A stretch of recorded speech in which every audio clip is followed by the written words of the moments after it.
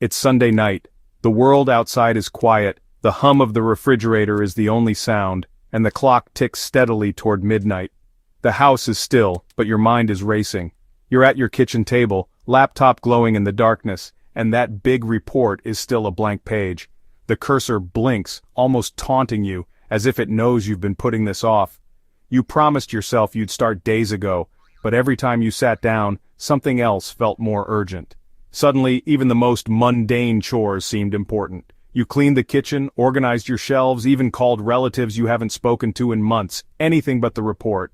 You found 100 ways to stay busy, but none that moved you closer to your goal. Now the deadline looms, and anxiety knots your stomach. The weight of what you haven't done feels heavier with every passing minute. But here's the thing. This isn't just your story, it's everyone's. Across the world, millions of people are sitting in their own kitchens, at their own desks, feeling the same pressure. Students, artists, entrepreneurs, we all put things off, then beat ourselves up for it. The struggle to begin is universal, no matter your age or profession. We trade short-term relief for long-term regret. That moment of escape, watching TV, scrolling your phone, feels good, but it's always followed by a wave of guilt. But procrastination isn't about laziness or poor time management. It's not a simple matter of willpower or discipline. There's something deeper at play. It's a deeply human struggle, a silent self-sabotage that erodes confidence and self-worth. The more you avoid, the more you doubt yourself. The unfinished task becomes heavier than the task itself. It sits in the back of your mind, growing larger and more intimidating with every hour you delay. The inner critic gets loud. Why do I always do this? I'm so lazy. I have no discipline. The voice in your head becomes your harshest judge. Soon you start to believe it. The story you tell yourself becomes a self-fulfilling prophecy, making it even harder to break the cycle. But here's the truth. Procrastination is not a character flaw. It's not a sign that you're broken or incapable. It's not laziness or lack of ambition. In fact, many procrastinators care deeply about their work. They just feel overwhelmed by the pressure to do it perfectly. It's a coping mechanism, your brain's misguided way to protect you from stress, fear, or self-doubt. When a task feels too big, too important, or too risky, your mind tries to shield you from discomfort by steering you away. Understanding this is the first step to breaking free. When you realize procrastination is a response to emotional pain, not a personal failing, you can start to approach it with compassion. Before you can change your behavior, you have to change your understanding of it. Learning about the science behind procrastination can help you see yourself in a new light. Neuroscience shows that procrastination is linked to how our brains process emotions and threats. It's not about being weak, it's about being wired for self-preservation, even when it backfires. So, stop beating yourself up. Get curious about what's really going on inside your head. Ask yourself, what am I afraid of? What am I trying to avoid? Once you understand the why, you can finally tackle the how. You can experiment with new strategies, break tasks into smaller steps, and celebrate small wins. The story you tell yourself about procrastination is wrong. You're not broken, you're human, you're capable of change, and you deserve kindness along the way. The cycle can be broken. It doesn't have to define you. Every day is a new chance to rewrite your story. It starts with compassion, not criticism. When you treat yourself with understanding, you create space for real change. Let's find out how, because you can change this story. The next chapter is yours to write. Procrastination isn't laziness. Lazy people don't care about not doing things. Procrastinators care a lot. You want to do the task, you know it's important, and you feel guilty for not doing it. Procrastinators are often busy, just not with the right thing. Laziness is apathy. Procrastination is stressful avoidance. At its core, procrastination is an emotional regulation problem, not a time management one. When a task feels boring, scary, or overwhelming, your brain seeks relief by avoiding it. It's not logical, it's emotional. Your brain chooses short-term mood repair over long-term goals. That's why planners and apps rarely solve chronic procrastination. You have to address the feeling, not just the schedule. The real question, what emotion are you trying to avoid? Treat the root cause, not just the symptom. Inside your brain, procrastination is a relentless tug-of-war, a battle that plays out every time you face a task you'd rather avoid. It's not just about laziness or lack of willpower. There's a real, ongoing conflict happening between different parts of your mind. On one side, you have the urge to get things done, to move forward and accomplish your goals. On the other, there's a powerful temptation to escape discomfort and seek out something more enjoyable, even if only for a moment. The limbic system, the ancient part of your brain, craves immediate pleasure and desperately avoids pain. It's the voice that says, let's just relax for a bit, or we deserve a treat. It's wired to seek comfort, to chase after anything that feels good right now, whether that's scrolling through social media, snacking, or binge-watching your favorite show.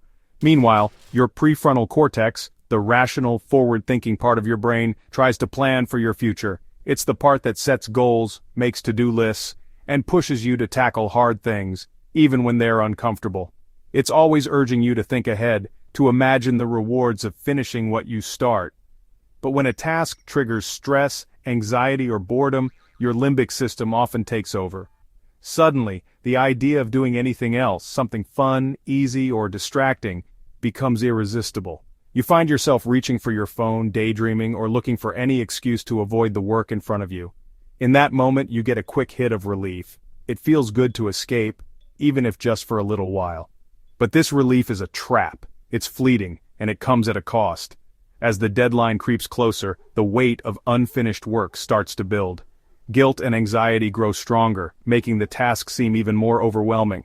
You start to worry about the consequences, and the pressure mounts.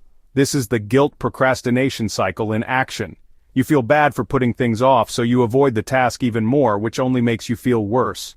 The more you avoid, the heavier the guilt becomes, and the harder it is to break free. Stress and negative emotions weaken your prefrontal cortex, making it even harder to muster the willpower to get started. The cycle tightens its grip, and each round makes it more difficult to escape. Every time you give in to distraction, you reinforce the habit of avoidance. Your brain learns that escaping discomfort brings relief, so it becomes the default response. Over time, you're training your brain to choose distraction over discipline, making it harder to focus and easier to slip into old patterns. Breaking this cycle starts with consciously supporting your prefrontal cortex. The first step is to recognize the pattern. Notice when you're slipping into avoidance and acknowledge what's happening in your mind. The next step is to interrupt the cycle with action, not avoidance. Even a small step, like opening your notebook or making a quick plan, can help shift your brain out of the avoidance loop.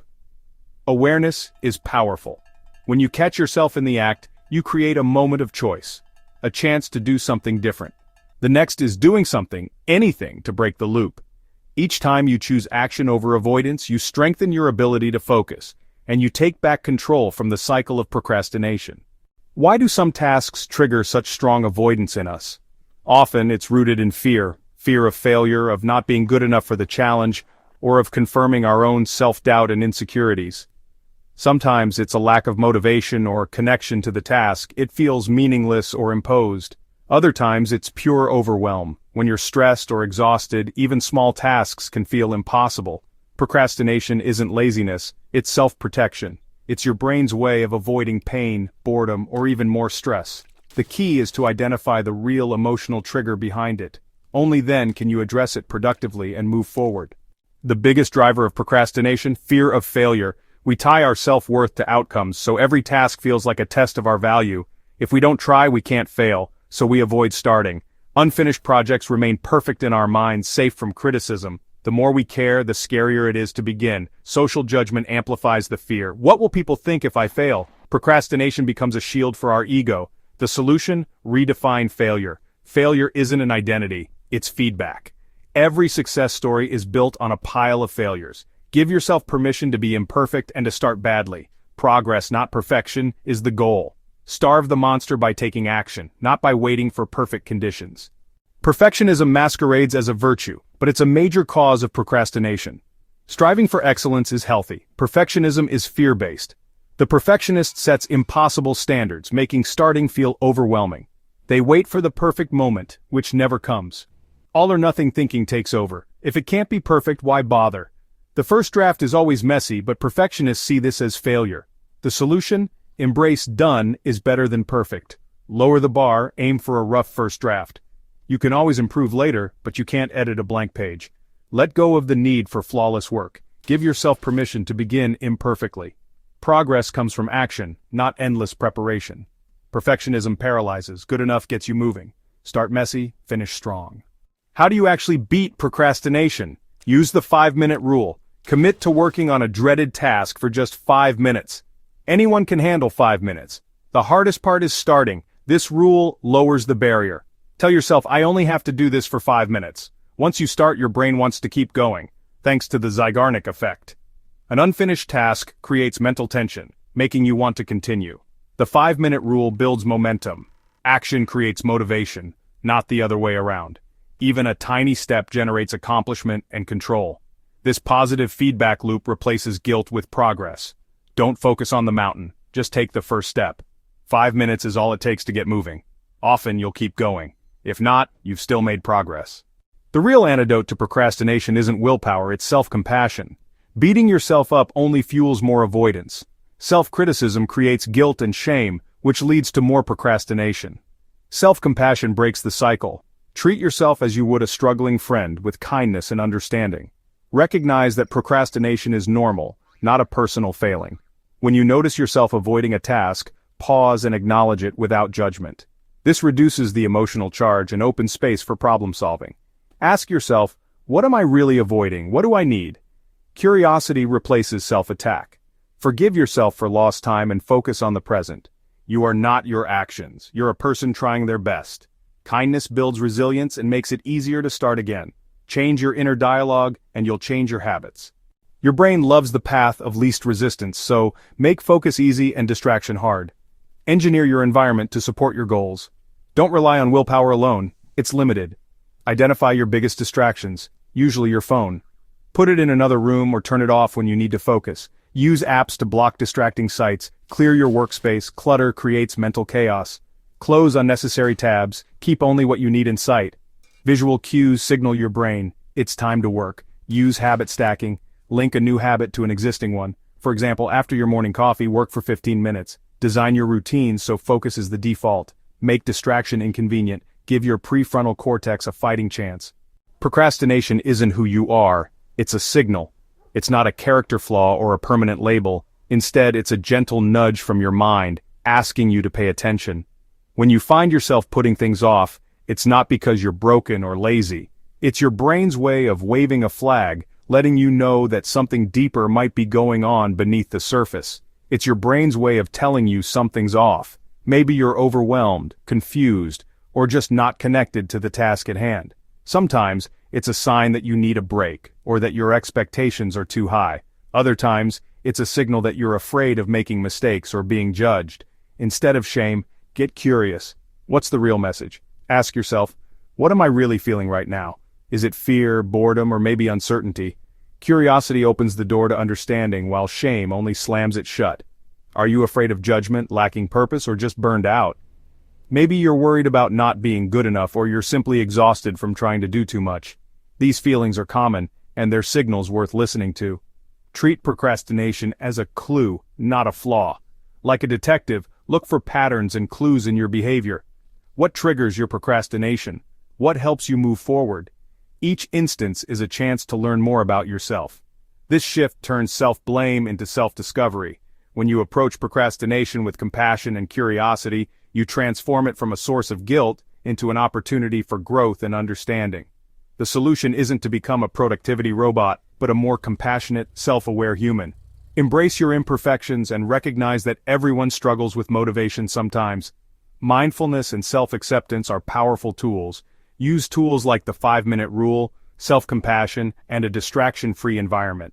Start small. Set a timer for just 5 minutes, tidy your workspace, or silence your phone. These simple steps can help you break through inertia and build momentum.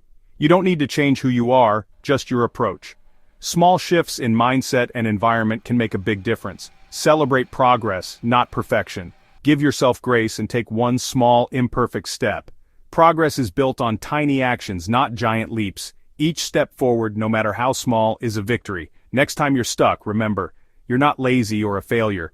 You're simply human, navigating challenges and learning as you go. You're human, facing a tough task.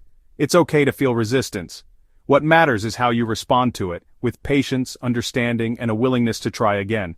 Acknowledge the feeling, forgive the delay, and just start. Even if it's messy or imperfect, action is what moves you forward. Everything you want is on the other side of that first step. Trust yourself, embrace the process, and remember, progress always begins with a single, courageous move forward.